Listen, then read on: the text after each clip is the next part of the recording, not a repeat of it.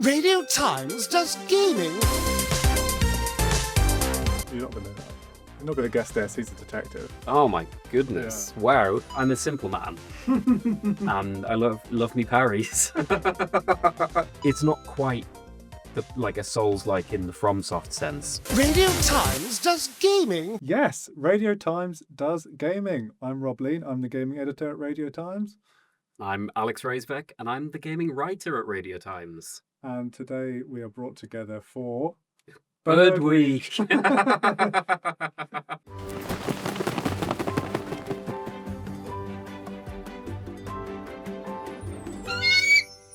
That's right. We've got two games to talk about today, which are united by a kind of birdie theme. Yeah, I'm not even really sure that mine is birdie themed. It's got feathers in it, Yeah. but there's not a huge amount of bird.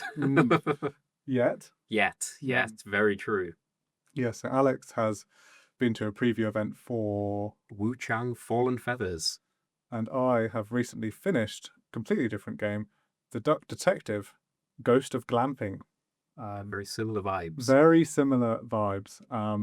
And our amazing producer Ben suggested that we should do Duck Detective first because Duck is a good starter, which is a good gag. And I can't, in good faith, take credit for it and say it as if I just thought Yeah, of it. well done, Ben. Nice one, Ben. That's why he's the award-winning Ben Rayner, everyone. But never to be seen on camera. The Duck Detective. I've been playing it. Alex, are you familiar with The Duck Detective at all? I'm familiar with the idea of it. I've not played them. As I said to you just recently, I'm more of a frog detective kind of man. But I've heard very good things. Yeah, it's like a football rivalry, like the Frog Detective versus the Duck Detective fans meeting on the terraces every weekend. Every weekend, I play every week. Yes. It's a very small league. Yeah, it's just two teams in the league. What other detectives could you put in there? The Sega guy is always pointing at things. Is he a detective? Oh, no, he's a lawyer. He's Yeah, Ace, yeah. Ace Attorney. Yeah, it's that's why I couldn't think of the name because it was The guy from Hotel Dusk. Yeah, the guy from LA Noire Yeah, that's so many detectives. and Batman. And Batman, that's very Yes. true. But like doing detectives as a game is not always easy. Yeah. I do quite like how Duck Detective handles it. The game is basically it's quite a cutesy version of the detective game, so it's like in a kind of BoJack Horseman-y kind of world where all the people are different animals. Basically, the main one is a duck who you're not gonna guess this. He's a detective. Oh my goodness! Wow, He how did they has. come up with this stuff?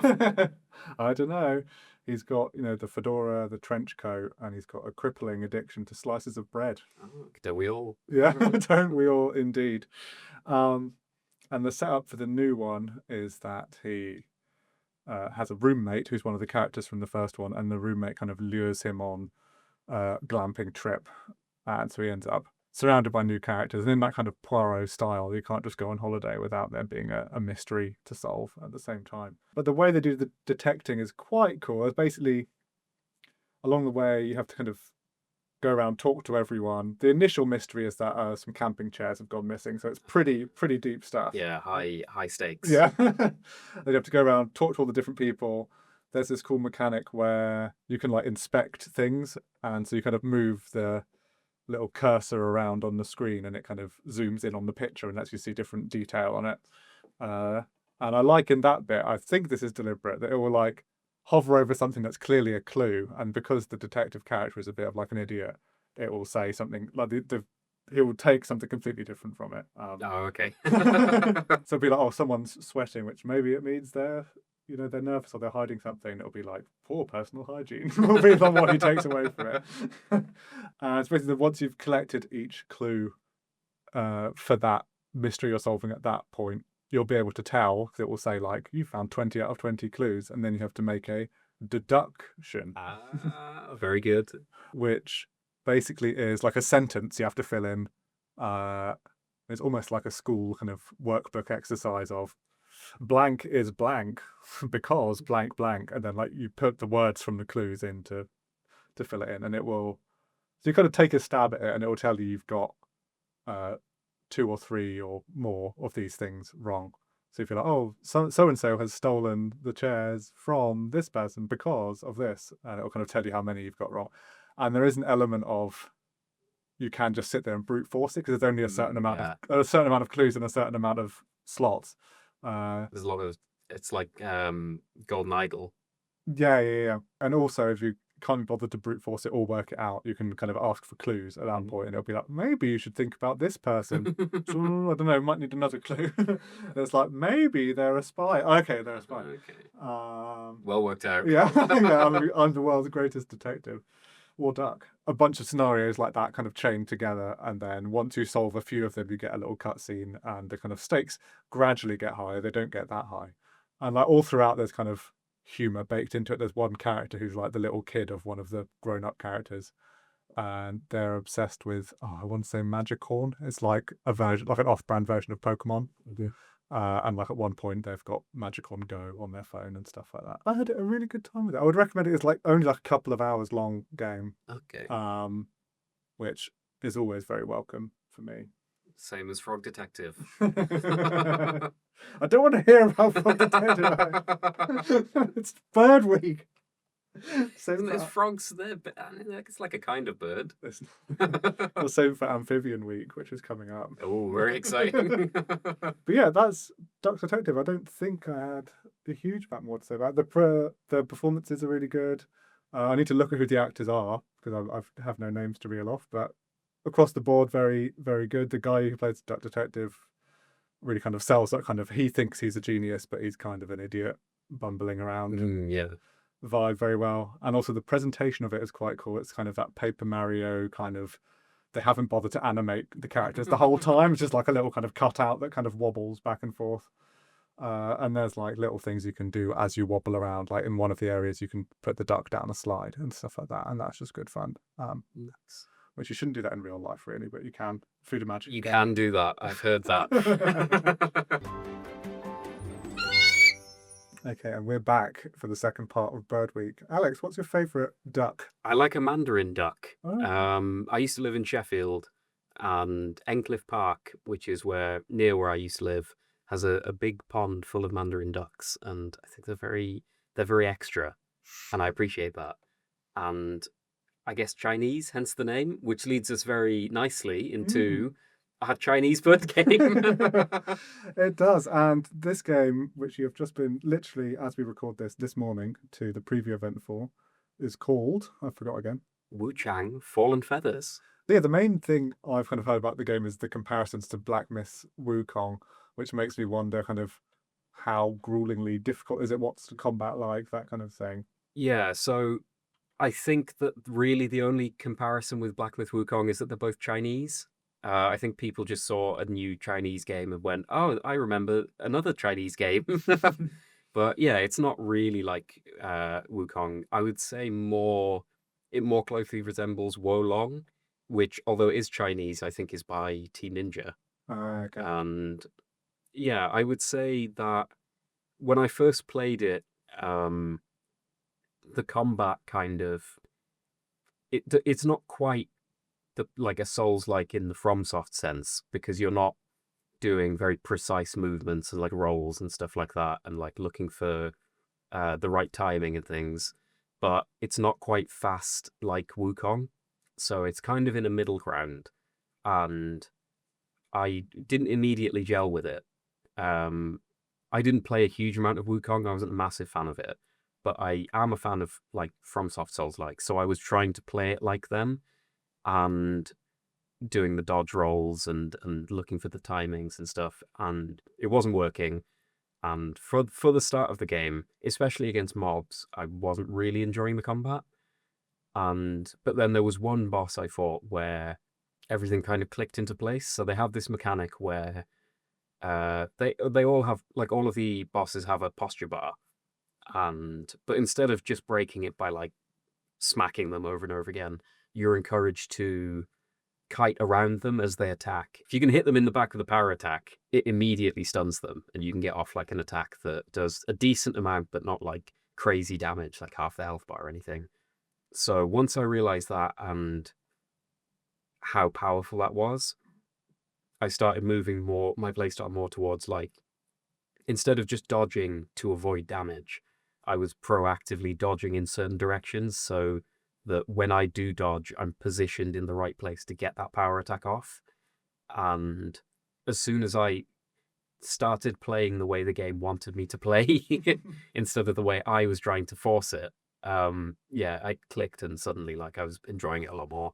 So, what's like the setup of the game? Can you tell me the premise? Where do birds come into it? So essentially, you are Wuchang. You're this Chinese woman who wakes up with no memories. Oh. Never heard that one before. But there's a reason you don't have your memories, and you find out quickly that you have what's known as the feathering, which, as you find out very soon, you have feathers growing out of your arm, and one of the locals tells you that this is because there is big beastie that's going around attacking villages, and the survivors, a lot of them, start growing feathers on their arms, and they lose their memories, and then they get turned into horrible man-eating monsters. And for some reason that we don't know yet, Wuchang has not turned into a man-eating monster. She is still Wuchang, but she has no memories.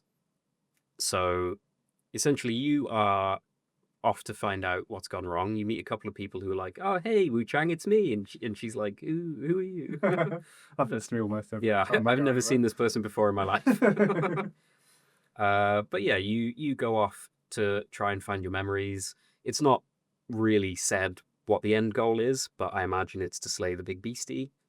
And you learn that, from what I could tell, because I didn't have a huge amount of time with it, the feathering, the same, like what turns you into a monster makes you more powerful.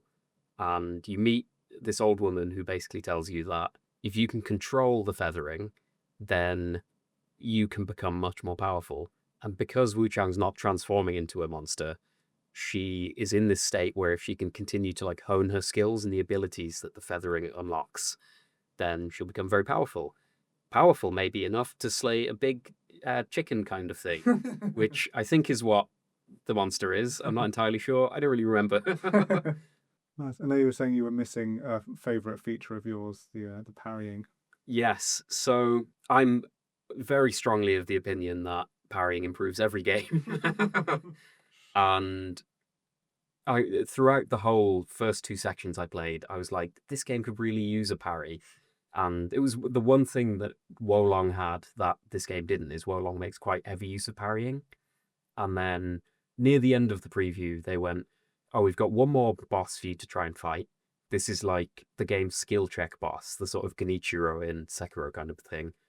And the first thing I noticed when I loaded up that save file was in the bottom left-hand corner, it just said one word, parry. I thought, this is it, this is it. And yeah, I mean, I didn't have really enough time to beat the boss. I sort of had about half an hour to get to grips with it. But I got to test out the parrying, and it's really, really satisfying. It's kind of like it's not one of the quick ones like in Sekiro. It's a lot like a meteor parry, in the same way that if you played Lies of P, a lot of the parries in that are like, if you get the parry off, the timing is like harder, but if you do hit the parry, it's like really, really satisfying. So yeah, big fan of that. Nice. And so now that you know it does have parrying in it, does that increase your desire to play more of this game when it comes out? Yeah, it does. I mean, I'm a simple man, and I love me parries. In almost every episode of this, we could pull a quote of you just being really harsh on yourself and put it at the introduction. Love me parries, love me China, love me birds. Oh, speaking of birds, one thing that's been on my mind throughout this whole conversation is you said there's some kind of large creature that has ruined this world. Yes. Do you think there's a chance it could be a giant duck? I have seen a drawing of it. It didn't look very duck-like. Oh, shame. It looked more like a kind of... I'm trying to think back. I want to say chicken, but it's not a chicken. That's definitely not what it is. It's not very threatening, a chicken. Like a bird of prey, I guess, would make more sense. It's kind of like a hooked beak and beady eyes, which I'm kind of also just describing a chicken, I guess. Kind of. Could be a chicken. What's your favourite bird of prey? My favourite bird of prey. I like a peregrine falcon. I learned when I was at school that they're the fastest, and you can't beat that. I thought you were going to say because of Bo Selector. What's your favourite bird of prey? Oh, red kite's pretty nice, aren't they? When you see one, you're pretty pleased with yourself. Yeah, that's true. They are good. Radio Times does gaming. What was your favourite bird? Let us know in the comments below, and thank you very much for listening/watching to another episode of Radio Times Gaming. Bye.